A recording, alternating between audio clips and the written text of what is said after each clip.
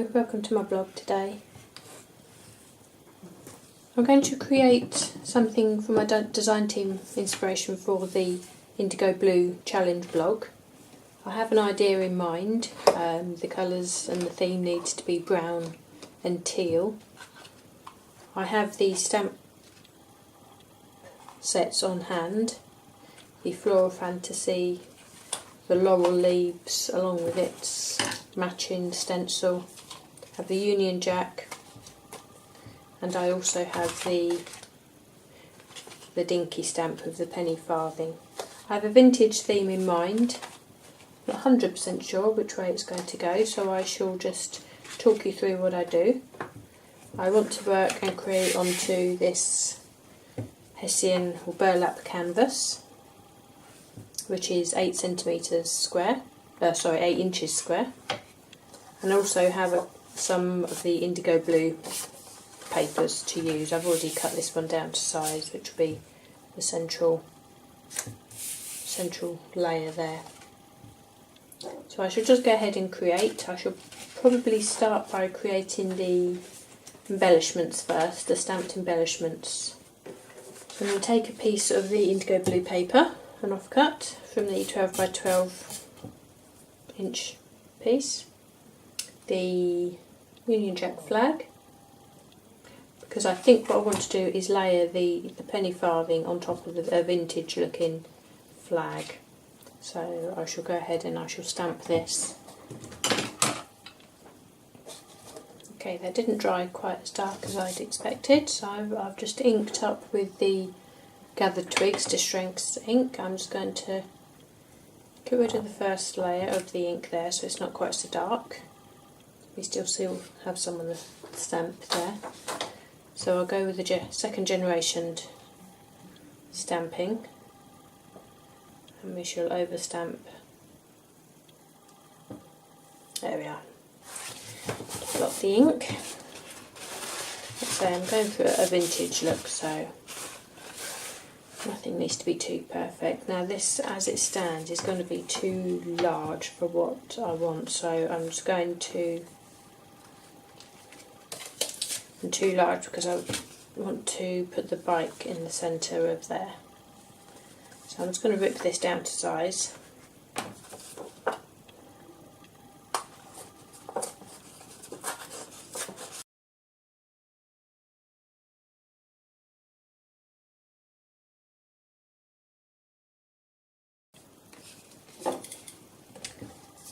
And we'll just distress the edges there.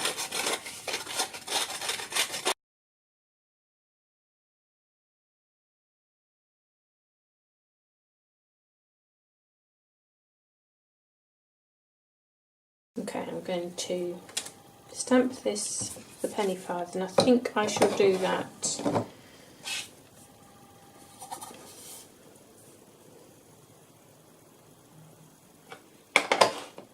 in a teal colour to make that stand out. I'm stamping onto the IndigoBlu paper. They're a gorgeous weight and they've got a lovely finish. It's nice. It's a shine. It's a very smooth finish, but it's a smoothness that isn't shiny. But the ink really sits well on top of it, so you can stamp with pretty much any ink on top of these papers, and it just gives a beautiful impression.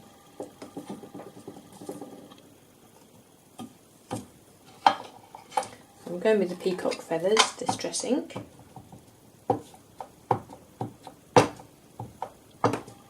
I'm going to take a distress marker, the brushed corduroy. I'm just going to brush some of the details around the edge of the stamp with a brushed corduroy. It takes off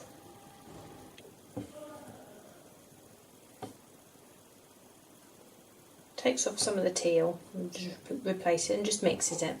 Something you won't be able to colour blend quite the same on the paper. It just adds a bit of detail.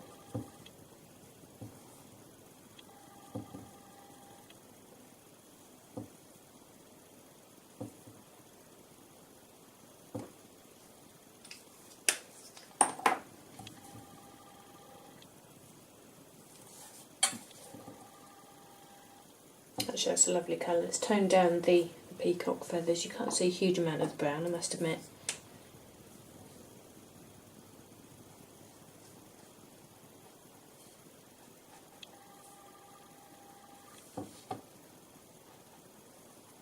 It's got a gorgeous vintage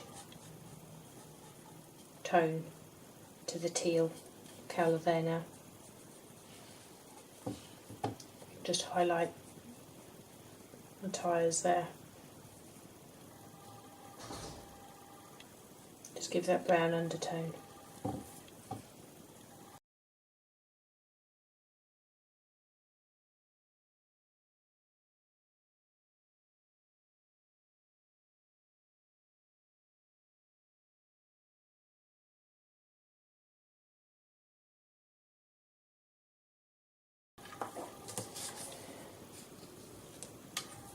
Okay, I won't use the walnut stain, that's a bit too dark. If I go for the Brush to Core Dry marker again, and I can just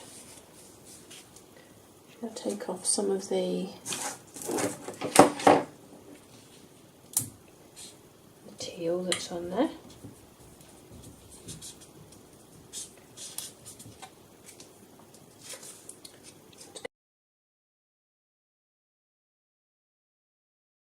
There also.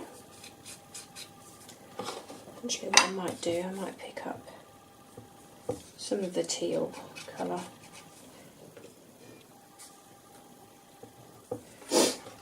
Oh, excuse me, I do have a bit of hay fever. Okay, I might pick up some of the teal. Instead of contaminating the pad, I can just pick it up from the edge of the glass mat there. I'll pick it up and it just blends with the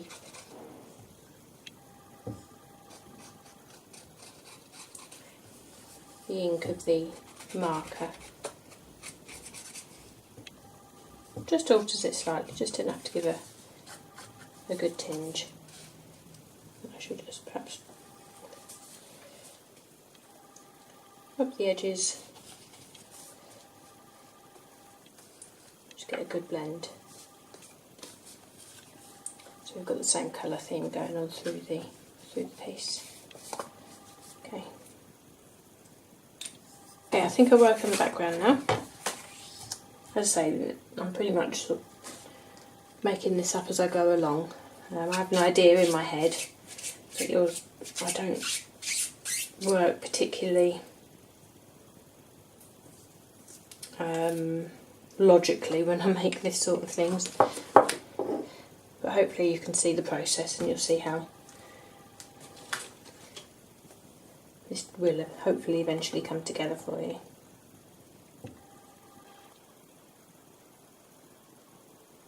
Okay, so in the background I want to stamp this half mandala design that comes from the Floral Fantasy set. You can see beautiful set there, beautiful design.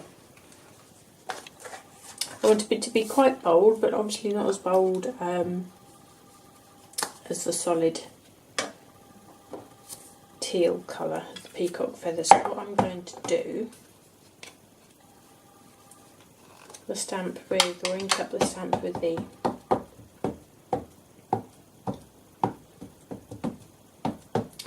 Gathered Twigs ink.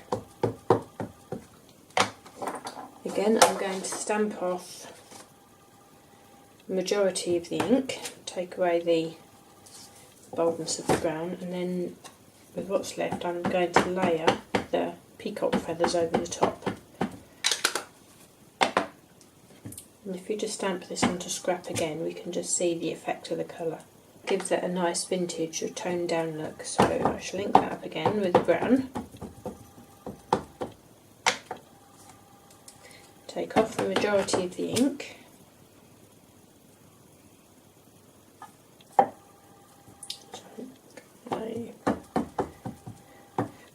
When you want to do the second generation, you take off the majority of this ink. You don't need to stamp too hard, just lightly, and it just takes off that top layer. Then add your second colour over the top.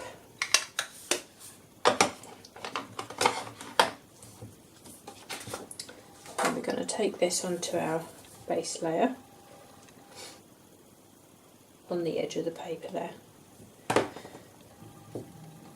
There, remove.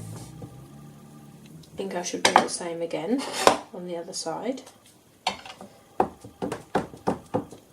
Put on that first generation of the brown.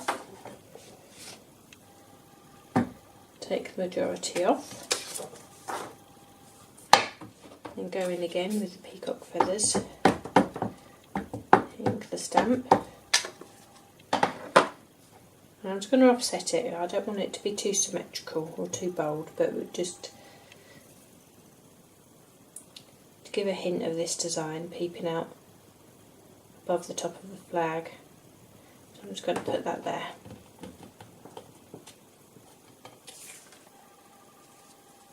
You can see it's taken on a slightly different colour because of the background. To take away the plainness in the background here, I'm just going to use a script stamp from the Tasty Textures set. Using a script stamp in the background is always my favourite thing to do.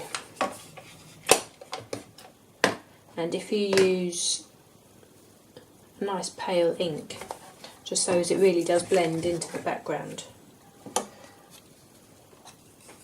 it just adds that extra dimension to your piece. Make sure I get that the right way around, because I don't suppose it truly matters.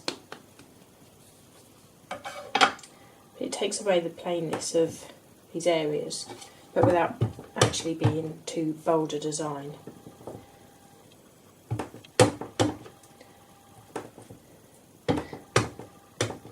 And the antique linen ink, distress ink, is perfect for this as well. So there we are, I'm just stamping randomly. The next thing I'll do is go ahead and I'll distress these edges.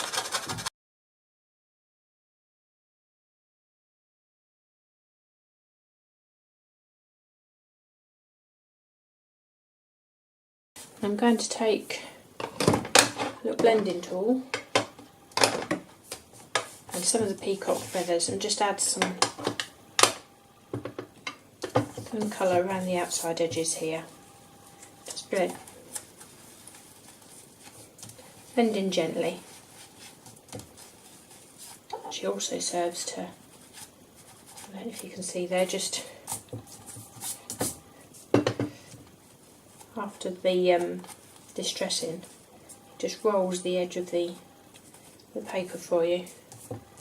It's quite a nice look actually.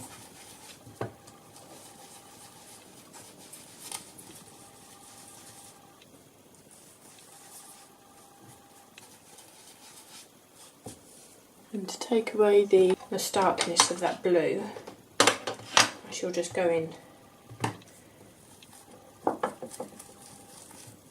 the same brown that I've been using, the distressed twigs, and just tone that down slightly.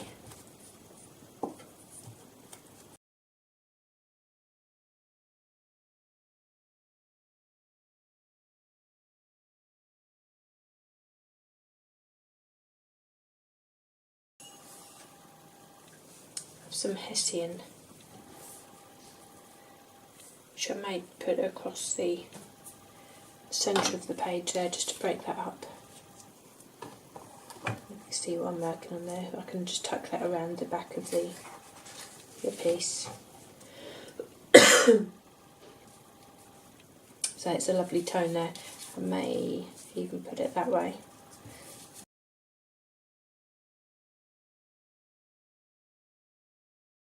So I'm happy with the way that this is looking here. Still haven't attached any of this down yet, so I can still move these things about and just make sure I'm happy with the composition. I need something going on up here, I think. Lovely things to use, but I think I'll use this One Kind Word, and I shall take the stamp, and I think that will just fit quite nicely in the top here. I need to find a way of incorporating that ribbon into the page also, without making it look too obvious. Actually, just while I'm here, this is the beauty of not sticking anything down at this stage. I might just see what this looks like down the bottom first. And if I put the ribbon there, or the lace, I found some flowers which I'm going to be adding, and a Hessian flag also, which will fit perfectly with this. And I want to mount these onto the side here. Now I think I prefer the Hessian to go along the bottom there.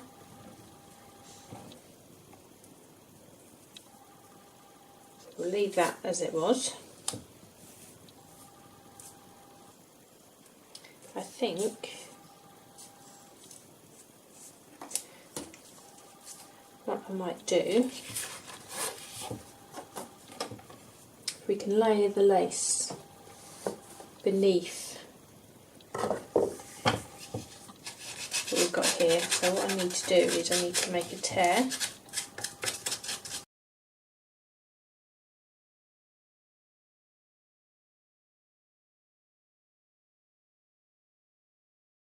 And if you remember the technique that we had a little bit earlier, where we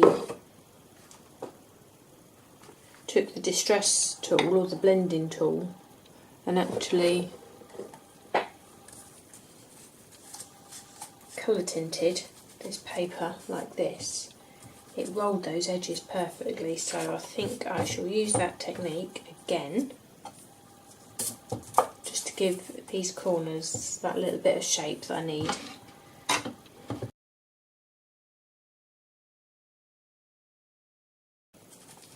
The other way to do this and achieve this look is to spritz and wet the paper a little bit, because then as the paper dries, the memory of the paper will actually keep that in place. So I'm going to cut a tiny bit off of there, so you can see that when I layer that just behind and just ruffle that up a little bit, so I won't stick it flat. I'll just ruffle that slightly behind the paper there, and you can see that just poking through. I think we're coming to the time where I can actually start sticking this lot down.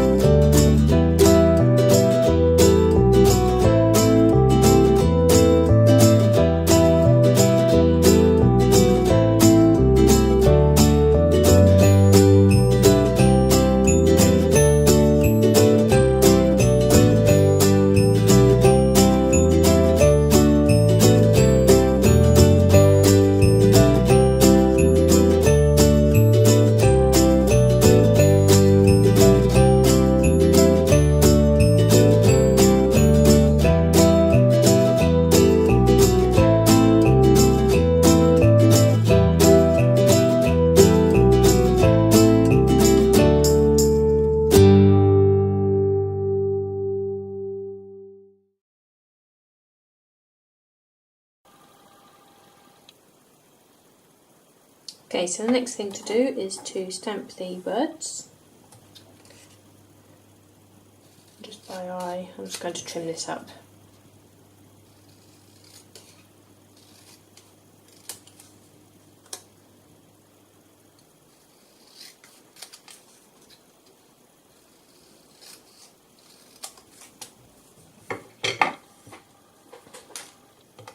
So it's in keeping with the rest of it. I'll just distress that again.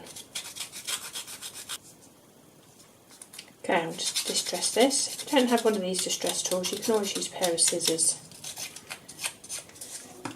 And we just need to be a little bit more careful, obviously. I'll just show you there, because look, it does actually do the same job.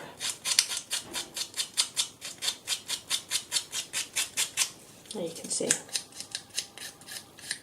But you may not want to blunt your good scissors to do this.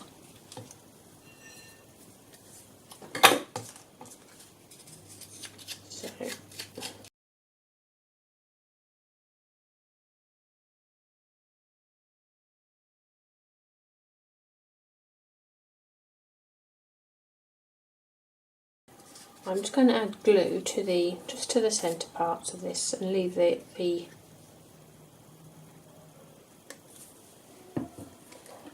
leave the edges of the paper to curl up.